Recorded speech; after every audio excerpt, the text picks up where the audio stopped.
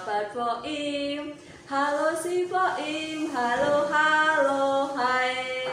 Selamat datang di si Poim, siaran belajar online, interaktif, dan menyenangkan. Pada kesempatan kali ini, kita belajar ditemani dengan si kata. Kata, halo sahabat Poim. Mengapa kata akan ikut belajar dengan sahabat Poim ya?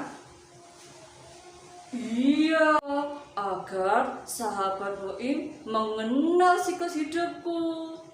Memangnya ada apa dengan siklus hidup si kata? Hahaha, kata mengalami metamorfosis. Hah? Metamorfosis? Sahabat Poim pernah mendengar metamorfosis? Penasaran dengan metamorfosis pada si kata atau dengan hewan yang lain?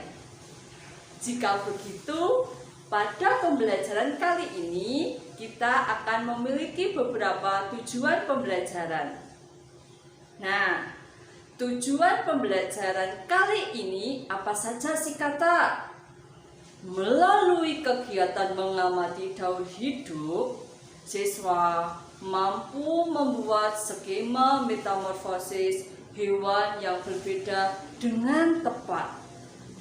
Melalui kegiatan mendengarkan lagu, siswa mampu mengidentifikasi jenis tempo dengan tepat. Melalui kegiatan mengamati puisi, siswa mampu mengidentifikasi ciri-ciri puisi yang berkaitan dengan akhir baris dengan benar.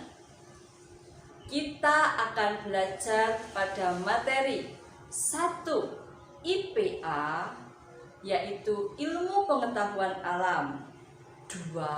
SBDP, seni, budaya, dan prakarya. Yang ketiga, bahasa Indonesia. Nah, ini semua mata pelajaran berada pada tema 6, cita-citaku, yaitu di pembelajaran kedua. Siklus hidup merupakan suatu proses makhluk hidup yang mengalami perubahan bentuk sepanjang hidupnya. Setiap hewan memiliki tahapan siklus hidup yang berbeda-beda. Metamorfosis merupakan tahapan perubahan bentuk yang sangat berbeda yang dialami hewan sejak menetas sampai dewasa. Mari kita pelajari satu persatu. Sudah siap sahabat Poim? Mari lanjutkan. Siklus hidup hewan tanpa mengalami metamorfosis. Yang pertama, siklus hewan dengan cara bertelur. Hewan yang bertelur seperti apa sahabat Poim? Burung, ayam, cicak, kura-kura. Kita ke yang kedua. Nah, sahabat Poim, di sini ada hewan yang siklus hidupnya itu dengan cara beranak, atau biasa kita sebut juga sebagai hewan mamalia. Nah, beberapa hewan tidak bertelur tetapi berkembang biak dengan cara beranak. Misalnya, apa sahabat Poim? Gajah, jerapah, kuda, singa laut, harimau, lumba-lumba, terus ada si kucing.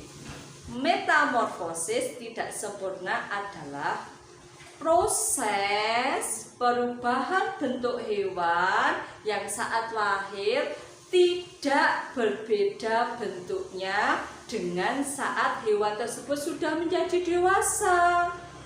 Hewan yang mengalami metamorfosis tidak sempurna, bentuk hewan muda mirip dengan induknya. Metamorfosis tidak sempurna terjadi pada hewan serangga. Contohnya kecoa, ada capung, ada jangkrik, ada belalang. Nah, hewan-hewan yang mengalami metamorfosis tidak sempurna tidak mengalami tahapan larva dan pupa. Tahap metamorfosis tidak sempurna yaitu telur, nimfa, dewasa. Bagaimana dengan capung? Ada telur di situ, ada nimfa di situ, dan ada capung dewasa. Mari kita berdiskusi. Yuk, simak diskusinya. Bagaimana metamorfosis pada belalang? Tersedia gambar acak yang akan kita amati.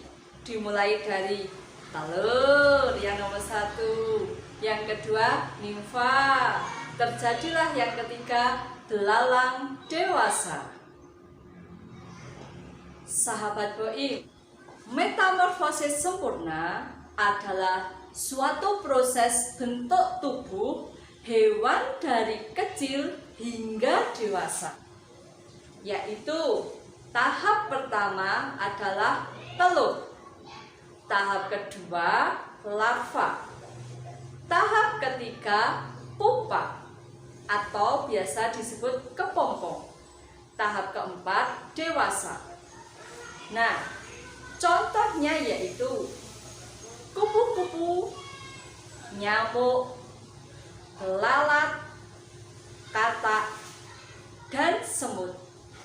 Satu hewan contoh metamorfosis sempurna adalah katak, telur, berudu, katak berekor, katak muda, katak dewasa. Kita akan ke metamorfosis nyamuk. Nyamuk juga mengalami metamorfosis sempurna. Telur menetas menjadi jentik-jentik atau disebut sebagai tempayan. Tahap ini merupakan tahap larva. Jentik-jentik itu berubah menjadi pupa atau kepompong. Akhirnya dari pupa akan menjadi nyamuk dewasa. Begitu sahabat Boim, mari kita diskusi. Terdapat tahapan dari kupu-kupu secara acak. Silahkan sahabat Boim, kita susun bersama yuk. Telur menjadi ulat, lalu di situ ada kepompong, jadilah kupu-kupu dewasa. Sudah sama jawabannya sahabat Boim? Yuk kita simak bersama lagu kupu-kupu yang lucu.